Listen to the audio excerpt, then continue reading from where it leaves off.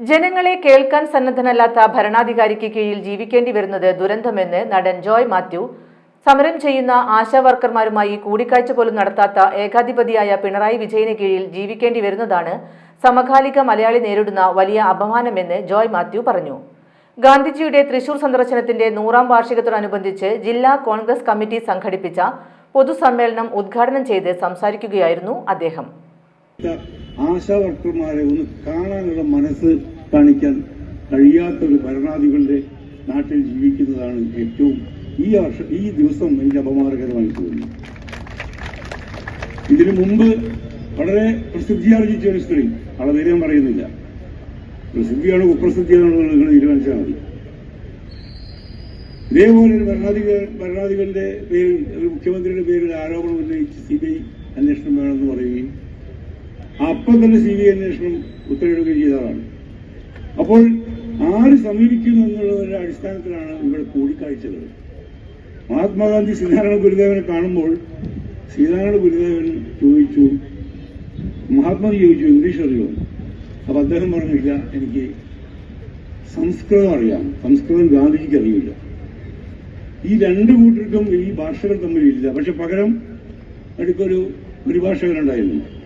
എന്നിട്ടും അവർ സംസാരിച്ചു വൈക്കം സത്യാഗ്രഹത്തെക്കുറിച്ചും ക്ഷേത്രപ്രവേശനത്തെക്കുറിച്ചും ജാതി പ്രശ്നങ്ങളെക്കുറിച്ചും സാമൂഹ്യ പ്രശ്നങ്ങളുമൊക്കെ അവർ സംസാരിക്കാൻ മനസ്സ് കാണിച്ചു.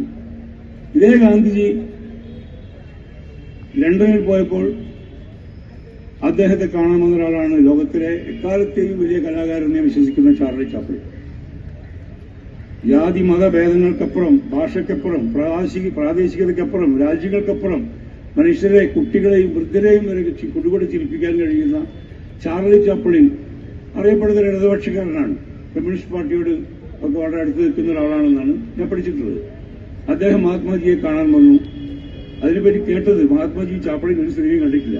ആദ്യം തന്നെ പറഞ്ഞു, എനിക്ക് നിങ്ങൾ അറിയില്ല, കാരണം എന്റെ ഫീൽഡ് സിനിമയല്ല, എന്റെ രാഷ്ട്രീയമാണ്, ഇന്ത്യയുടെ വിമോചനമാണ് എന്റെ പ്രശ്നം, സത്യാഗ്രഹമാണ് എന്റെ മാർഗം.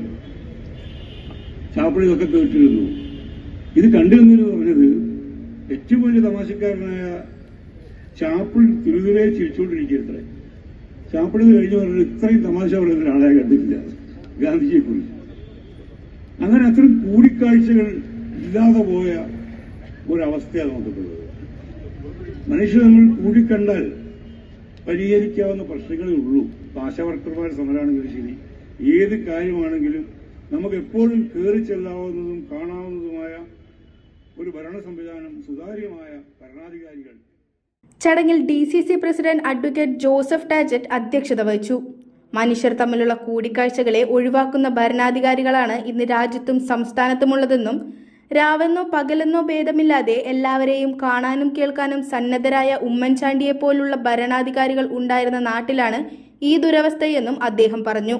അഭിനവ ദേശസ്നേഹികൾ മറന്നുപോകുന്ന ഒന്നിനെയാണ് കോൺഗ്രസ് വീണ്ടും ഓർമ്മപ്പെടുത്തുന്നത്. ഇപ്പോൾ കൂടെ ഗാന്ധിയെ ഓർമ്മിക്കുന്നതിനായി നടിക്കുന്ന ഇടതുപക്ഷത്തിന് അവരുടെ സമ്മേളനങ്ങളിൽ ഗാന്ധിയുടെ ചിത്രമെങ്കിലും വയ്ക്കാൻ ധൈര്യമുണ്ടോ? ഭാഷയുടെയും ദേശത്തിന്റെയും അതിർവരമ്പുകളില്ലാതെ സകല മനുഷ്യരോടും സംവാദിച്ചിരുന്ന നേതാവായിരുന്നു ഗാന്ധിയെന്നും അദ്ദേഹത്തെ സ്മരിച്ചും മനസ്സിലാക്കാൻ ശ്രമിച്ചും മാത്രമേ പുതിയൊരിന്ത്യ സൃഷ്ടിക്കാനാവൂ എന്നും ജോയ് മാത്യു പറഞ്ഞു. ഇരുണ്ടുമൂടിയ കാർമേഘമാണ് രാജ്യത്ത്, ആയിരുട്ടിനെ തൂത്തുമാറ്റാനുള്ള വെളിച്ചം ഗാന്ധിയാണെന്നും യോഗത്തിൽ മുഖ്യാതിഥിയായി പങ്കെടുത്ത കവി അൻവർ അലി അഭിപ്രായപ്പെട്ടു. 1925 മഹാത്മാഗാന്ധി തൃശൂർ മണികണ്ഠലാലിൽ നടത്തിയ പ്രസംഗം MP സുരേന്ദ്രൻ പുനരവതരിപ്പിച്ചു. Therambil Ramakrishnan, doctor PV Krishnan Nair, TV Chandramohan, PA Madhavan, MP Vincent, Jose Valloor, Joseph Chalissery, MP Jackson തുടങ്ങിയവർ പങ്കെടുത്തു. KK ബാബു, KB ജയറാം എന്നിവർ സംസാരിച്ചു.